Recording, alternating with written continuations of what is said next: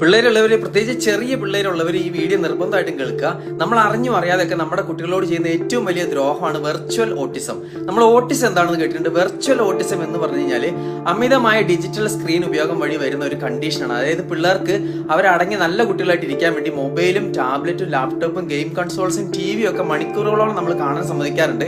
അങ്ങനെ അതിൽ കൂടുതൽ സമയം ചെലവഴിക്കുമ്പോൾ പ്രത്യേകിച്ച് 3 വയസ്സിൽ താഴെയുള്ള കുട്ടികൾക്ക് അവർ വളർന്നു വരുന്ന സ്റ്റേജിൽ അവർ അച്ചീവ് ചെയ്യേണ്ട കാര്യങ്ങൾ അവർക്ക് പറ്റാണ്ടായി വരും. പിന്നീട് ഭാവിയിൽ അത് വളരെയധികം ബുദ്ധിമുട്ടുണ്ടാക്കുകയും പിന്നെ അവർ സംസാരിക്കാൻ വരിക, ചുറ്റുപാട് നടക്കുന്ന കാര്യങ്ങൾ അറിയാണ്ട് വരിക, നമ്മളോ അല്ലെങ്കിൽ സ്കൂളിലൊക്കെ പറഞ്ഞു കൊടുക്കുന്ന കാര്യങ്ങൾ മനസ്സിലാക്കാൻ പറ്റാണ്ടായി വരിക, സോഷ്യൽ സ്കിൽസും കമ്മ്യൂണിക്കേഷൻ സ്കിൽസും ഇല്ലാണ്ട് വരിക, ലാംഗ്വേജ് ഡെവലപ്പ് ചെയ്യാൻ പറ്റാണ്ട് വരിക, ഒന്നിലും ഇൻട്രസ്റ്റ് ഇല്ലാണ്ട് വരിക, ഇമോഷണൽ ഇംബാലൻസ്, ചിലപ്പോൾ ലേണിംഗ് ഡിസബിലിറ്റി വരെ വരാം. വെർച്വൽ ഓട്ടിസം ADHD പോലെ സാമ്യം തോന്നുമെങ്കിലും ഇത് നമ്മൾ കുറച്ച് ശ്രദ്ധിച്ചാൽ മാറ്റാവുന്നതുള്ളൂ. അതായത് മൊബൈലും ടിവിയും ലാപ്ടോപ്പും കാർട്ടൂൺസും ഒക്കെ കാണിക്കുന്നതിന് ഒരു ടൈം ലിമിറ്റ് വെക്കുക, ഫിസിക്കൽ ആക്ടിവിറ്റീസ് എൻകറേജ് ചെയ്യുക, പിള്ളേരുടെ കൂടെ അവരുടെ ടോയ്സ് ഒക്കെ വെച്ച് കളിക്കാൻ വേണ്ടി കൂടെ ഫേസ് ടു ഫേസ് ആയി അവരോട് സംസാരിക്കുക, അടുത്തൊക്കെ വേറെ പിള്ളേരുണ്ട് അവരുമായിട്ട് മിങ്കിൾ ചെയ്യാൻ വിടുക, അതുപോലെ ഭക്ഷണം കഴിക്കുമ്പോൾ അതിൽ മാത്രം ശ്രദ്ധിക്കാൻ പറയുക. അതുപോലെ തന്നെ ഇങ്ങനെയൊക്കെ ശ്രദ്ധിച്ച് കഴിഞ്ഞാൽ ഓട്ടിസം ഇല്ലാതാക്കാം. പിന്നെ നമ്മൾ പേരൻസ് ഓർക്കേണ്ട ഒരു കാര്യമുണ്ട്, നമ്മുടെ ജീവിതത്തിൽ നമ്മൾ എന്ത് ചെയ്യണം എന്നുള്ളത് നമ്മുടെ ചോയ്സാണ്. പക്ഷേ പിള്ളേരുടെ കാര്യത്തിൽ നമ്മളാണ് അവർക്ക് ചോയ്സ് കൊടുക്കുന്നത്, അത് മറക്കണ്ട. അപ്പോൾ ഈ ഒരു അവയർനെസ് വീഡിയോ ഇഷ്ടമായാലും ബാക്കി പേരൻസിനും ഫ്രണ്ട്സിനും ഒക്കെ ഷെയർ ചെയ്യുക,